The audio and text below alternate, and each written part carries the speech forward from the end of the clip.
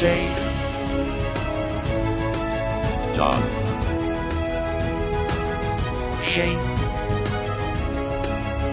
Chad,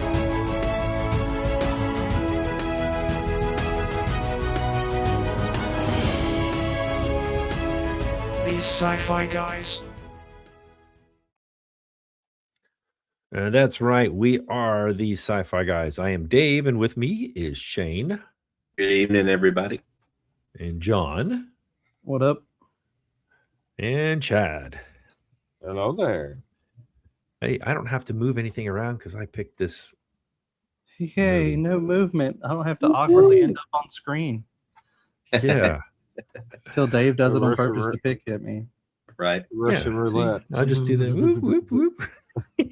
Just because I can. Dave has too much power. Audacity. You can tell. Yeah, I guess so. Well, he is Grandmaster, so it checks out. I don't fair. know. I don't know. I'll just say I don't know. I don't know. Anyway, we're talking about a movie, an actually relatively recent movie, a 2025 movie. We are talking about wrong button. Click Tron Ares. There we go. Oh, the movie we watched wasn't Wrong Button? Dang. No. No, yeah, No, should have not, been maybe. not this time. Okay, Tron Ares. Here we go. It's a sophisticated AI program that is named Ares, is sent from the digital grid into the real world on a dangerous mission. This marks humanity's first encounter with artificial intelligent beings in the physical realm, touching off a high-stakes corporate rivalry and a clash between creators as their digital creation. Their digital creation. Yeah. Okay. What you guys think? Just overall broad stroke movie thingy. I can right. tell you a couple things. I mean, I thought visually it was beautiful. You know, it was very stunning. I mean, those reds just, I mean, especially because they did it more at night and they just popped out They so popped, well. yeah. You know, I thought the music was fantastic. I really did. So, Yeah. enough. Very different, too, and we'll talk about that. Very different. Yeah. But enough with me. Somebody else. John, I think you were going to say something. I was just say it's a very interesting mix for me. Visually great, stunning. I love even the throwback to the 80s style for a portion of the film. Like I absolutely adore that. I think you're absolutely right. Throwing it to darker times and just letting literally light shine was a phenomenal choice because they did it in a way that was very modern, very good, very clean, very crisp. I also enjoyed the 3D element of Tron entering the real world. And I know we kind of hit in that in Legacy, but like, I don't think they really used it as well as they could have, but like cutting on and off the lights mid, jump and, the fighter jets getting involved and literally being squeezed out by, two trails of light and wings, like stuff like that. Phenomenal. Great ideas implemented in the world. I think part of my problem is I almost wish this film stood alone without being tied to some of the others. I think that may not be others' opinions, but I think it suffered a little bit from harkening back too much without it really tying into this story in ways that it should. And I get it. There's literally Tron's been around for ages and it kind of has to tie in or else there's no Tron, period. There But was no Tron in this movie, though. Yeah. Correct. Fair. Correct. Which is why I'm like, maybe we could have just made this the grid and we understand that it's tied into Tron without actually being Tron. I don't know. I understand there's marketing schemes and stuff at play here, but I think for me, it suffered a little bit, and we can talk about that again later when we come up with fixing and improving all that good stuff. But overall, very stunning, very good. Even their choice in actors and actresses, I think, worked for this film in areas that these same people would not have worked in, but they worked very well for what they were put in, which I will give credit to. Overall, that is what I think about this film. Visually stunning, very quick paced. I enjoyed it, and some just weird things that probably would need to be fleshed out in different ways. I agree with that lead story. I mean, yeah, I agree with John. The name of this could have just dropped Tron. Tron was not in this. There was only person that was close to what Tron was or is what that kind of followed was Jeff Bridges middle of this movie. But I mean the lightning frets with it being shot more at dark so that day gave it a great stunning picture. Yeah, the story can use some help on this. You get lost. You didn't know what was going on until you actually try to pay attention. So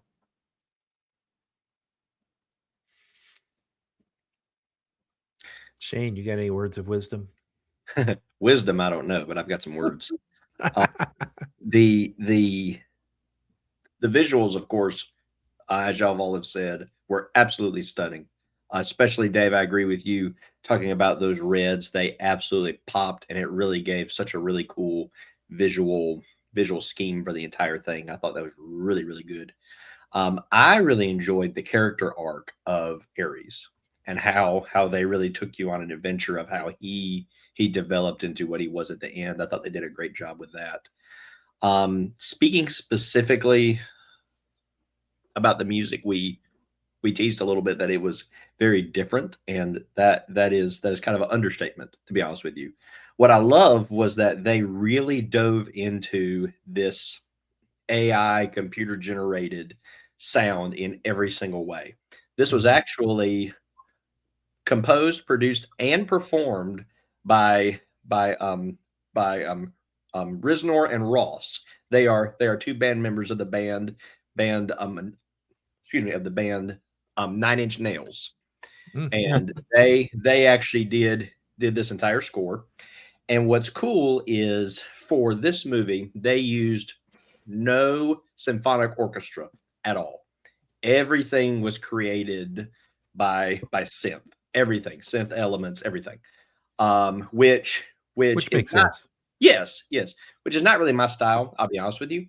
But for this movie, they went all in on it, and I thought it was great. It really fit this. I will say one of the things that was really cool was the lead single from this that they did. It's a song called "As Alive as You Need Me to Be." It actually did win a Grammy for best rock song. So a lot of good things came from the music of this movie, and it was so different, but it fit the movie so well. And I thought just by saying, hey, we're gonna buck the tradition of having a live orchestra and mixing it with some synth, no, we're going completely computer generated. It really worked for this movie very well. Well, here is where this movie really had a problem. Is okay. This thing had a production budget of $220 million. Wow. Ooh. Okay. Yeah. And an additional $102.5 million on marketing. So you do the math. So that's 320. Let's round it. $325 million. Okay. This thing only grossed $142 million. Really? Worldwide. Wow. Worldwide. So that's not good. That's not good. It's not good. Especially, you guys all got my text, right? You did watch the mid-credit roll, right? That there is which was a throwback. And those of you out there, we're gonna go ahead and spoil it now. All right. If you haven't watched this movie, it's up to you if you want to watch it. I mean, I think the biggest problem that this movie is so many people expected a sequel to Legacy, and it wasn't a sequel to Legacy. Not at all. It set up the possible Tron 4 as a sequel to this and to Legacy, but Why? When Legacy did pretty decent in the box office, you know, and Disney put a ton of marketing money into this, especially all their rides, now they've got the Tron ride. It's a roller coaster ride that has actually like light cycles and stuff, and everybody that I've talked to, I've not ridden it. I haven't been to Disney in probably 15 years. But everyone I've talked to has said that they rode it and they absolutely love it. So I'm not sure what this means going forward, because Disney put a lot of effort into this movie. I don't know what it means for the future. If there's going to be a 4, or if it's going to be, hey, that's it. I don't know. I think one of the things, what's his name? Jared Leto. Okay, I know he was a computer program, but golly, he was so dry. I mean, I get it. He was a computer program, so he's not going to be lively, animated, and all this other stuff. But I thought the story was okay. There was so many things where I was like, no, there's no way that can happen. Where are you going to get the power to run those light cycles and stuff? That's going to last that long. I mean, granted, 22 minutes or whatever it was, 29 minutes, I think is what it was. And then I thought it was like 33. It was in the 30s. It was 29. I thought it was 29. But anyway, whatever. It seemed like that was an easy way to say, okay, we can build this, but it's only good for a temporary period of time, and I get that, but it just, I don't know. There was something, I guess, even with Jeff Bridges there, it was just missing that wow factor. Legacy had that wow factor. The original Tron had that wow. I mean, you couldn't reboot this movie now. There's no way you would want to reboot it, because when Tron originally came out, it was in the beginning stages of computers. So everything was like new and neat and all that. And then kind of Legacy just kind of went to the next realm. And we always wanted to know what happened to Quora. She was supposed to be the next, the ISO was supposed to be the next thing in the real world, which was supposed to, change everything, if I remember right. And so when this didn't have her or have anything like that, it was just really confusing. Well, you remember when towards the end, before the credits, he had a picture in his hand. Right. He was going to go try to find her. That's what they were trying to set up as Tron 4, is he was going to go try and find Quora. But again, it's a little too late, right? Maybe. I don't know. Anyway, okay. Well, enough about that. Let's go ahead and rate this. I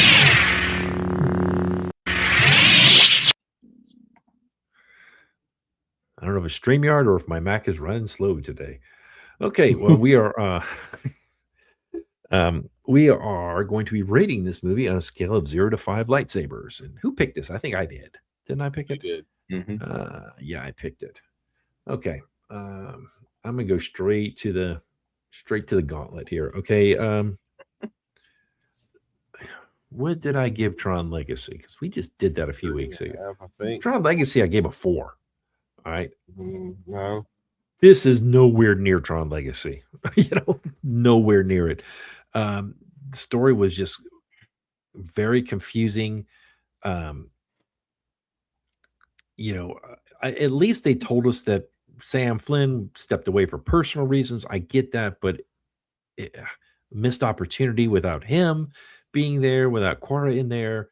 And again, Dillinger Company, he's the one that screwed up everything in the very original movie. You think they would have been in jail, and then the family is just going to be able to get back and do this. I don't know. I love the visual effects. I love the music. That's really about it that I absolutely loved on this movie. I am going to. Okay, hold on.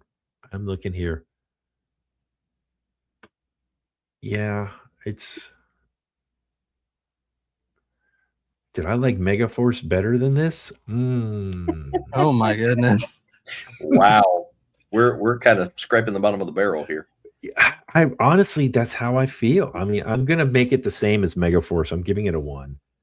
I just Wow. I struggled. I struggled to pay attention and I really wanted to enjoy this movie. I really did. Hated the long hair, hippie look too, but again, you guys are all probably going to be much higher than me, but I get that. I struggled with this movie. I really did. So somebody else. Here I go. So here's this. I agree with you, Dave. I struggled to really pay attention to this. It took me a while to get into watching. The only thing that kind of draw my attention back is the music and the visual effects. And thing is, all the actors that are in here was great actors. I mean, I think Jay Leto was great what he was doing, but I wish they didn't keep like Sam and Cora was there, not just he stepped away and you didn't see nothing about it, and nothing about Cora, nothing about this. It didn't tie in legacy. The only thing it had attached to Tron was him going back in the 80s one and try to find the code. So right, I can't get this up to where 3.5 or 4 on this. For rewatchability, I'll watch it again, but I didn't really enjoy it. So I'm with you, Dave. I'm giving it a 1. Okay, John, how about you? All right, listen here, guys. I know. Listen we here. have a When John starts with "Listen here, guys," Listen here. that means he's going to come up with a story of how wonderful this movie is. No, it's literally just visually and story-wise and quality.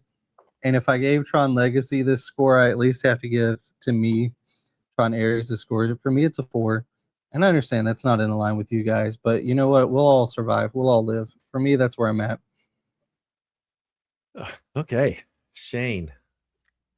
So I think you have to kind of look at this movie as a standalone. I think if you look at it specifically related to Tron Legacy, yes, it falls very short. But I think looking at this movie by itself, there really were some good elements. Like we've talked about, the visual effects were stunning. I personally really enjoyed the music and the thought behind it. The way they came up with it, I thought was great. I am not really a Jared Leto fan, but I thought this was one of his better roles. I enjoyed his story arc. I thought it was really good.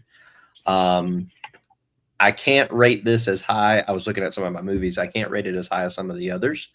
I don't rank it up there with Tron Legacy, but I definitely can't rate it down there with Megaforce and a few others and Super Mario Bros. So I am going to go just a little bit lower than John and give it a 3. So a 4, 3, a 1, and a 1. Man, we're all over the place on this movie, aren't we? Bless. All right. Was that? Well, yeah. Well, we have different opinions, which is fine. That's what this whole show is about. I mean, what we do and how we discuss stuff and all that, is we're all different. We're all. Wait a minute. The 3 of you are all millennials, right? I think so. Or Officially, John, are you a Gen Z? I'm Gen Z. Officially. Gen Z. Okay. They cut it off around 96. I was born in 97. Okay, so you're Gen Z. Shane and Chad are millennials, and I'm Gen X.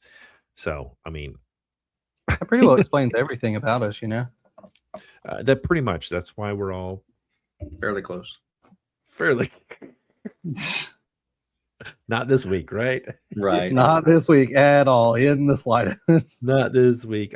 I do have to agree with you. I mean, I thought there was aspects of this movie that were good, but as a Okay, you can say cohesive- that John and I were right. You can say we were right. It's okay. No, I'm just saying there was aspects that I agree with you on. There are certain things that about this that you guys do that I just didn't think it was a cohesive story to me, a good story. It just didn't. I don't know. Again, No, also, that's fair. You're entitled to your opinion, Dave. I know Or- it's probably wrong, but that's fine. I don't care. You know? You said it. We didn't. You said it. You Or said it. here's this. Hey, I'm Gen X. I don't care. You know, I mean, that's Very true. Very true. Well, Very true. so here's this. Shane, you're right. If it was a standalone movie and they didn't try to link it into Legacy, it would have been ratings, and this would have been different. But they are tried their best to get it into follow along with Legacy. I don't. and the original. And the original. So there was nothing there to. Like I said, the only thing that was tying that was the news clip up front, and then you see Jeff Bridges in the middle of the movie. Other than Jeff that, Bridges should, if that was his original, what do you call it? If that was a backup of his original server, that should have been a young Jeff Bridges. Yeah, they should it have shouldn't at been- least fixed. I'm sorry. I know that's supposed to be a fixing thing, but Boo. Jumping segments. Boo. Jumping segments. I know I'm Let's go jumping. to- Segment. Yeah, let's do the questions because I think they'll be interesting this week. Okay, what moral or ethical questions does the film raise about creation, life, or destiny? So just to jump in, I think the pivotal point was towards the beginning when he was first creating Ares, when he kept saying that that if something happens, we'll just create a new one. He's expendable. This is expendable. And I think that was kind of the key for the entire story arc of Ares, because he was given from the very beginning of you're expendable. We'll just make a new one. Just make a new one. Just make a new one. Just make a new one. And when you think about the other character, I can't think of the lady's name, the other person he made that was along with Ares. I can't think of her. Athena? Anyway. Athena. Yes, Athena? yes. Thank you. She believed that the entire way. But what Ares started to find out is that no, I actually am created for a purpose. I'm special the way that I have been created, and there's a flaw in the way that this creator has made me. So I'm going to make it better. And you see his story arc changing the entire way to where he really becomes more human than this AI generated thing. And it was just cool to see that. And I thought Jared Leto did a great job of making that transformation. But definitely moving from being the expendable to being something that mattered. Mhm. Yeah. I mean, again, we pose the question, what is life? Because we have bits and bytes coming to life through this permanence code, if you will, but also, or impermanence code, because, you know, they technically exist on the server forever. They can die in the real world. Regardless, the point being, I think it's an interesting, it always gets interesting when you think what happens if the computers become sentient or put in a body or any of that. And I think this movie does it a little differently in the fact that we approach this less so from like it's a robot with an AI brain, and it's more of like, no, this program became sentient, and it's not really artificial intelligence, like it just actually became intelligent, and now it wants a body. And so I think the idea of the creation wanting to be created is a very interesting thought. Almost that, self-evolving concept. I don't necessarily think it's possible in the real world, which is also more interesting, but I think they raise the question of what if, which I didn't mind. I think it's a new take on, androids and robots and AI and all of that. And so I like the take from that perspective, and the fact that, maybe, just maybe, if something was to ever become sentient, it would at least choose good instead of evil. Maybe, just maybe. Maybe. I mean, yeah, you're right. Most of the AI or the sentient robots that we've dealt with have all been bent on destruction and evil and stuff, you know. So Mhm.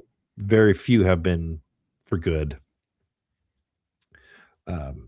Chappie was a different character in itself, you know, because just by with how he was taught, you know.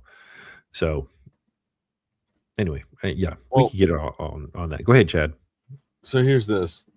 Yeah, you know where I'm going on this. You got Jay Little trying to go and be human and as much, but you also saw Athena had this set fixation. I'm gonna follow this by directive, by this. Until she felt rain. Yeah. So you have AI learning, AI figuring out, hey, I'm built for something different. It's seeking more intelligence of their own, not following a program. So I see this with this being created, you playing with something that you shouldn't be playing with, and it's going to come back and bite them in the butt. So I see it with this. It's going to be Terminator with AI. Yeah, I think in this case, Leto was the not the norm. I think he was probably a glitch.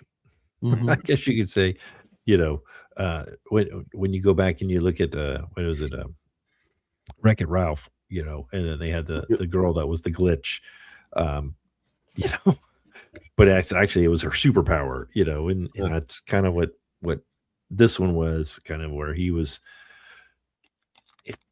He didn't have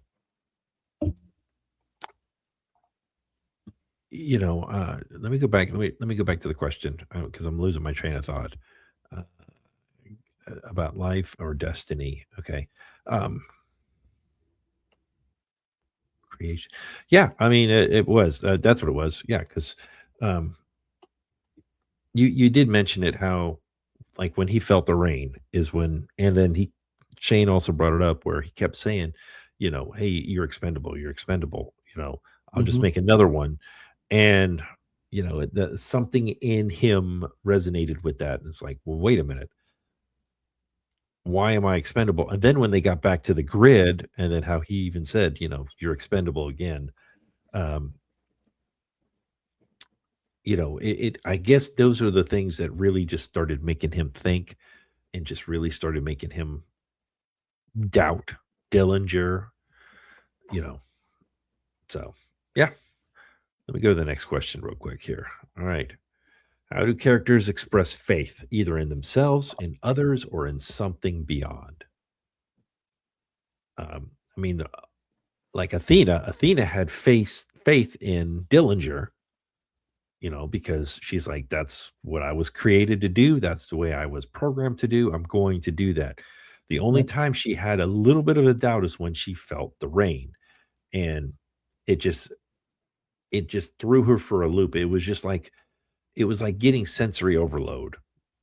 Is kind of how I'm guessing I would explain it. You know, she didn't though deviate from her programming like Ares did. So Well, I think also that brings up a question too.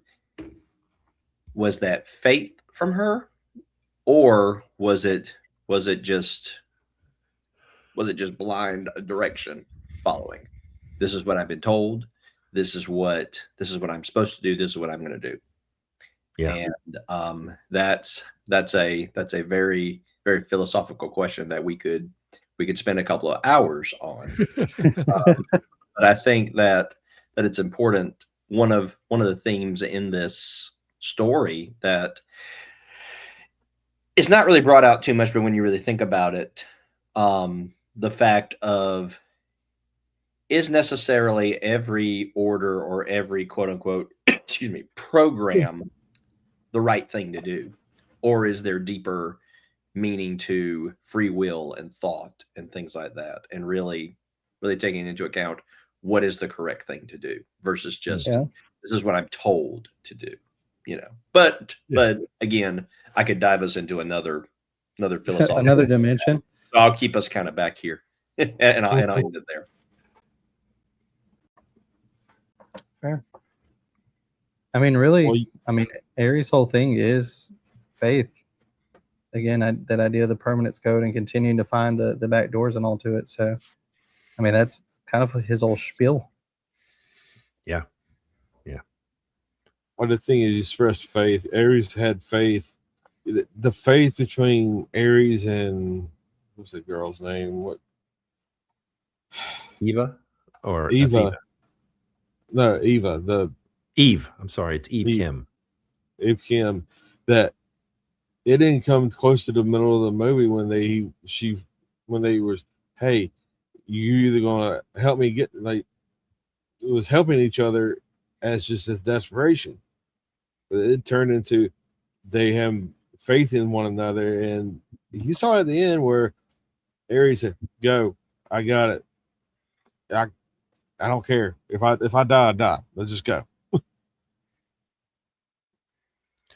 Yeah. I mean, it was definitely philosophical, in what we've all mentioned about this. Okay, let's do something else with this. Indeed.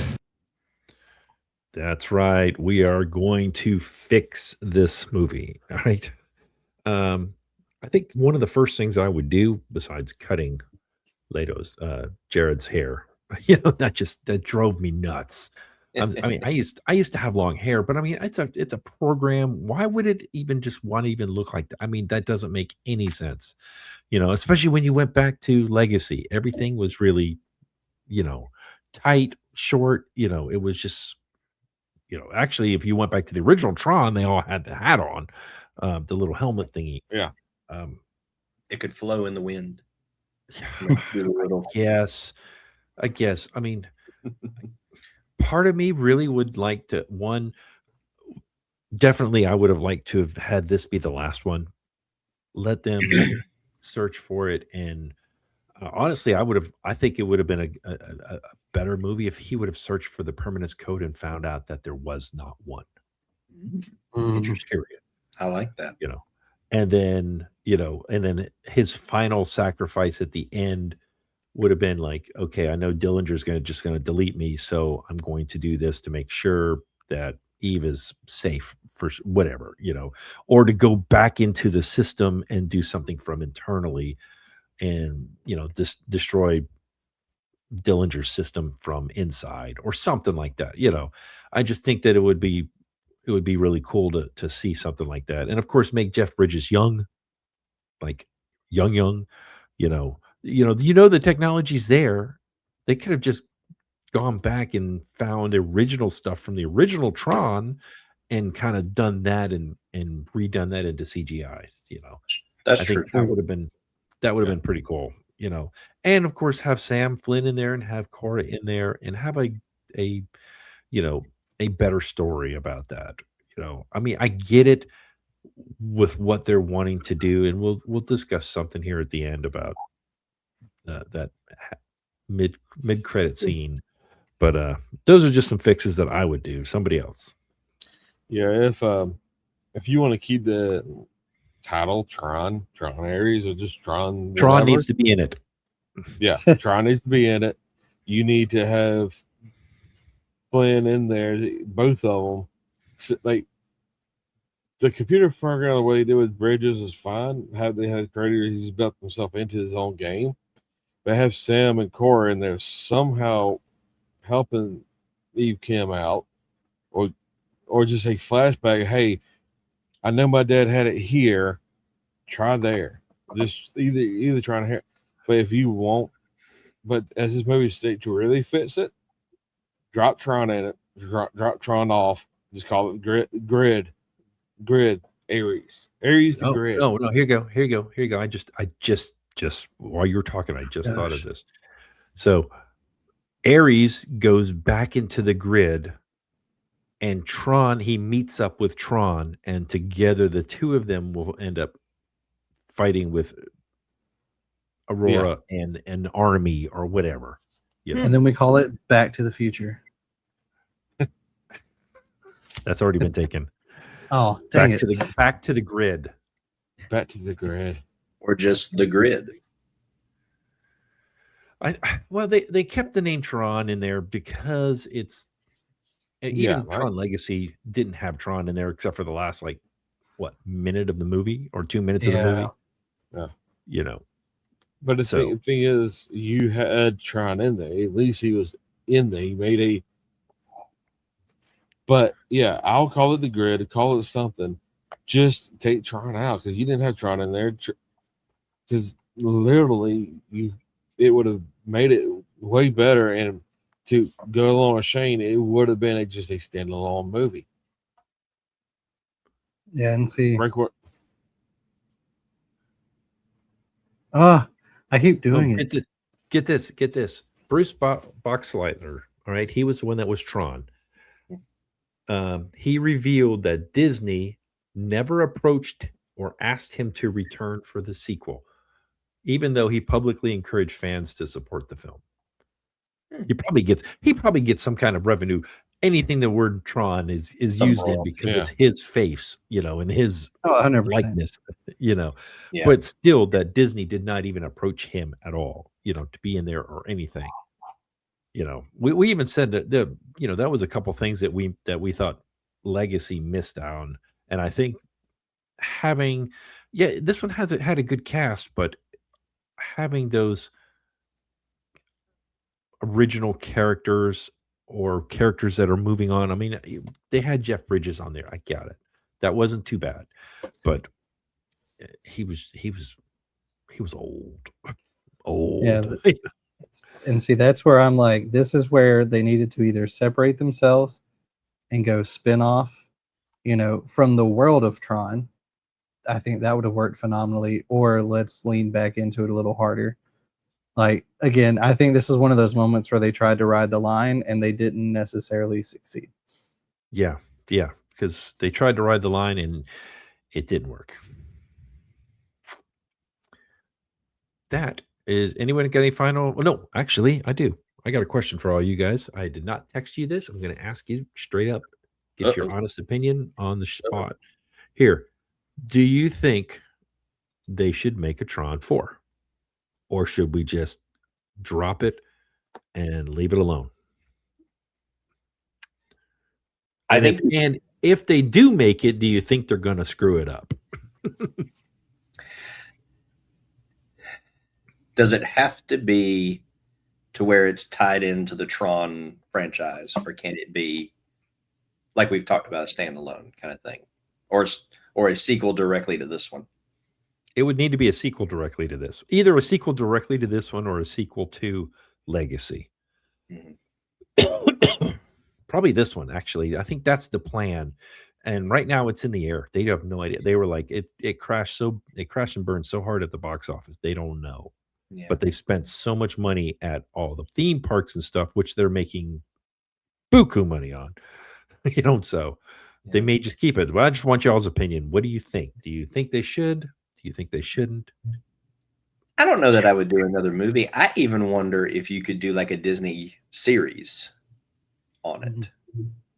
They did have a Tron series. I don't know if you guys know this or not. They have a Tron series. Disney did a few years ago. It's called Tron Uprising. It does have Bruce Boxleitner as Tron, but he's an old, decrepit Tron, if that makes sense. He's kind of fallen apart, and they're finding a new Tron to take his place, basically. It seems, I mean, that's it's a really good, it's all animated too. So they're able to do things differently than live action. So just throw that out there. Chad, you were going to say something. So here's this. If they go with Uprising, they trying to find a new Tron. That can set up Ares very well. Well, if he stayed in the grid. Like he becomes the new Tron, because you got to think Tron became in the legacy. He wasn't really Tron until the very end. That I'm here to protect the players, not program. Mhm. So yeah, I'm split 50-50. I think they should just stop, but I'm also like, if they keep going, I don't want to see another movie. I'd rather see a mini series or like a series, like just break it off in episodic episodes. I mean, I'm thinking more in agreement on that, but publicly online for anyone who happens to listen to us, and in the very off chance, Disney would ever listen to a bald guy in this random podcast, I definitely totally think they should. And to you guys, I only say that because I definitely totally think they should not. I think we live in an age of original ideas that we could really do some fun stuff. And yet people don't, because sequels sell. But I'm tired of sequels selling. Let's get a little more original again, but not too original. I'm not even going to mention a particular movie I have now seen a trailer for on TikTok that I think should not exist whatsoever. We'll talk offline. But I think we need more original ideas, and I don't want sequels at all. But for the people who would listen at Disney, yeah, I totally want a sequel, just in the off chance that maybe they won't actually do one. Or like I think Shane had a great idea with call it the World of Tron and have it be its own standalone thing, and or start a new series or whatever. I mean, we're in the day and age now where movies honestly are kind of going away. It's more of, you look at Disney Plus and you look at a lot of these small mini series, where it seems like more and more shows are doing that, a Netflix series or a Disney series or Hulu or Amazon. I mean, heck, I just finished Fallout for Amazon, and that was a fantastic series, the second season. And I think that's the future of where we're going, that, people paying top dollar, other than the latest Spider-Man that just came out, people are not going to movies like they used to. They really aren't. I don't know if COVID just killed it all off or what, but it seems like movies are not doing as well as they should be, at least what they're projecting they do. But these miniseries are doing great. So Because you just go home and stream it. stream it. That's it. Unless And more it's time She-Hulk. for story. True. Yeah, and you And can do bathroom more. breaks. And you can do more with a short story too. Let's say you have a 10 episode arc, each episode is an hour long. So guess what? That's 10 hours of video footage that you've got that you can do stuff with, rather than just you're stuck to a 2.5 hour movie. Mhm. So Yeah. Well, then really now the ones that are kind of selling are either the ones that have these huge casts, like you think about things like Doomsday and things like that have all of these major actors that you've seen for years. They come back and they're all in one place. Or you have this major epic like the Odyssey. Those are kind of the ones that are drawing a lot of people in now. That and gimmicks. Gimmicks, yeah. So anyway, I think that's going to be our show for tonight or There you go. today or whenever you guys watch it or listen to it. We appreciate everyone, all 6 of you that watched the last 2 episodes. Don't ask me why. It seems like up till before then we were in the 40s and 50s, and then all of a sudden we just like the last 2 weeks in a row have been 6 and 6. Please do not make it a 6th one this week. I cannot have a third week with 6. I will watch it on my other channels if I have to, just to make sure that number goes up just a little bit, because I cannot have 3 6s in a row. No, not going to happen. Anyway, it's not that late, but it seems like it's late. But anyway, No, it until feels next pretty time, late. everybody. It feels pretty late. Yep. Crash and burn. The Sci-Fi Guys is an independent broadcast that is not affiliated with this movie or TV series. We would love to hear from you. Please contact us by leaving a comment below or by emailing us, TheseSciFiGuys@gmail.com. Like, subscribe, or share this podcast with someone else who enjoys science fiction. Subscribe or be vaporized.